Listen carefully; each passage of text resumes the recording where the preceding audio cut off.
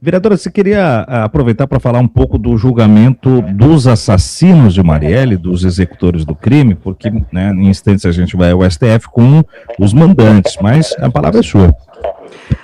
Basicamente, assim, esse caso, ele tem essa repercussão que dura e que nos machuca até hoje, com várias camadas. A fala da desembargadora, era desembargadora, só me confirma isso, Tiago. Ali acho que era a promotora que falava. Era a promotora.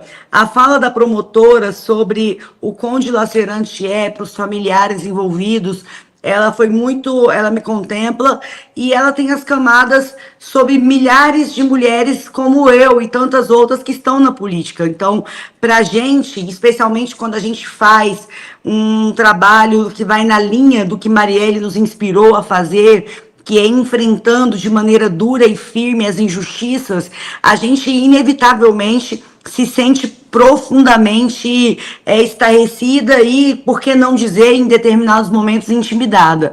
Eu ouço muito, você que a gente está próximo há um tempo, Tiago, você deve ver as pessoas aqui de Goiás mesmo comentando muito nas minhas coisas. Você precisa de um segurança, você precisa de proteção, você precisa de defesa, porque é um estado também violento, mas com uma camada de violência diferente do que é o estado do Rio de Janeiro, porque a gente sempre acha, e a impressão que eu tenho é que a Marielle também achava que eles não seriam capazes, eles não iriam tão longe.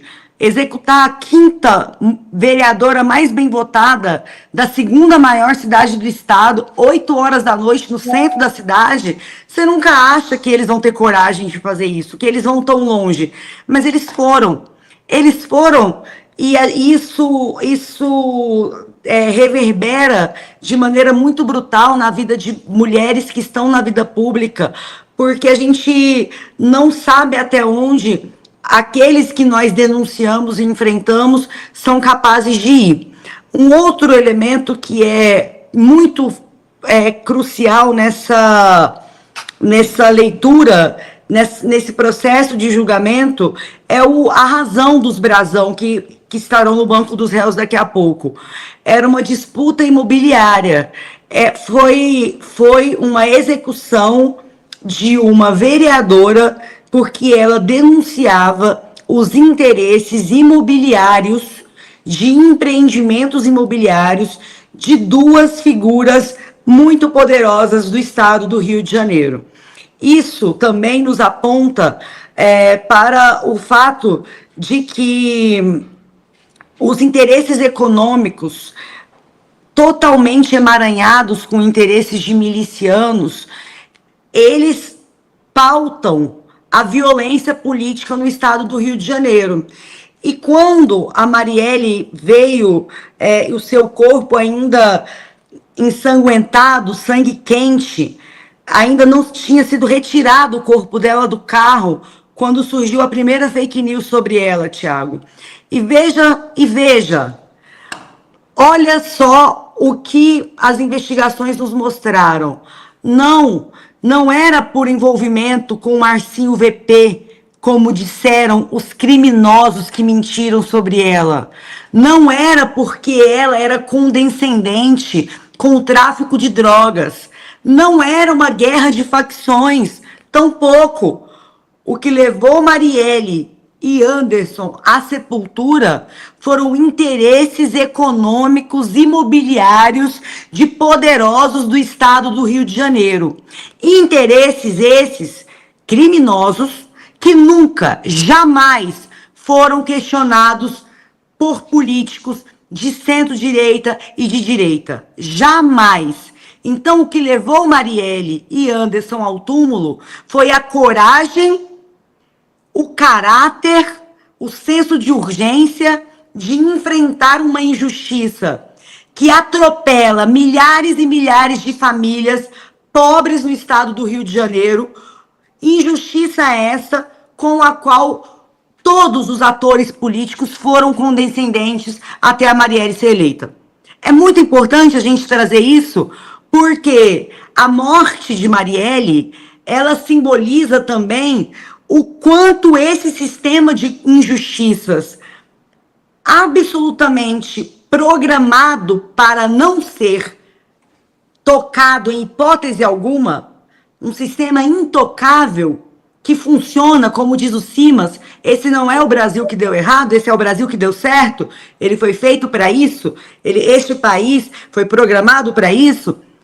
Quando uma voz ameaça essa engrenagem, eles passam por cima com tiros de fuzil. Por quê?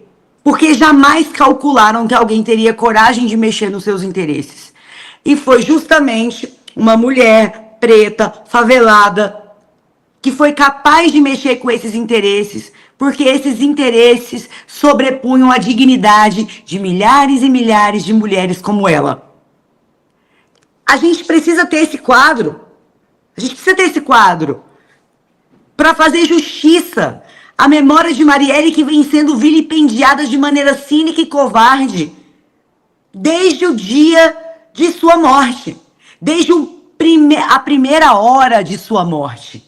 Desde a primeira hora de sua morte. E aí eu finalizo dizendo, então, todos vocês, todos aqueles que corroboraram para diminuir a luta de Marielle, para diminuir o seu histórico, para trazer dúvidas sobre a sua moral, sobre a sua dignidade, sobre o seu trabalho, todos defendem bandidos.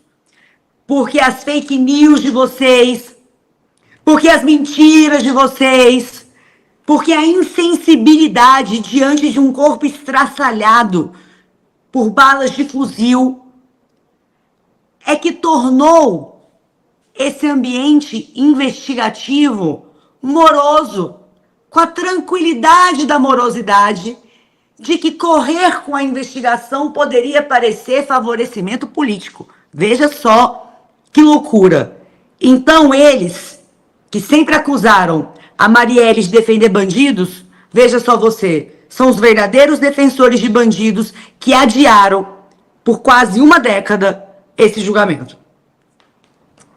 De fato, vereadora. E quando você toca nesse ponto, né, do pessoal que te acompanha, a preocupação, a sensibilidade que tem, esse crime ele tem esse lugar também de uma violência política de gênero, não só pela luta que também é encampada por políticos de homens do campo progressista, mas eu não lembro de nenhum episódio tão gravoso ter sido minimamente ameaçado a um político homem ao longo da história do país, né? Então eu queria que você comentasse um pouco sobre isso também, né? O quanto tem esse signo da Marielle a partir desse seu assassinato para, de alguma maneira, representar uma preocupação, óbvio, mas também uma coragem para a política feita por mulheres como você, vereadora. A gente tem um elemento muito brutal que nos unifica, que é a quantidade de mulheres, e eu quero estender aqui o meu abraço, o meu carinho às minhas amigas, vereadoras, deputadas, que já foram ameaçadas, e é curioso porque eu, quando estava no PSDB, fui ameaçada. A Manuela Dávila, no PCdoB, foi a filha dela. Cara, isso sempre me deixa muito sensibilizada. A filha dela, a Laura, foi ameaçada. Manu depois veio falar. Era o pai de uma colega de sala. Então, assim, essa barbárie, essa brutalidade contra a Marielle também autorizou que homens comuns se sentissem à vontade para intimidar mulheres na política em todo o território nacional. Não só mulheres, como também seus filhos. E isso é importante que a gente deixe isso muito evidenciado, que foi a sensação de que, se uma vereadora é executada no centro da segunda maior cidade do país, 7h30 da noite, e milhares de pessoas questionam a vida da vereadora e não de quem a assassinou, a gente pode fazer isso com qualquer mulher na política. Qualquer mulher. Eu sou ameaçada, vão questionar minha conduta. A Manu a filha da Manu é ameaçada, vão questionar a Manu.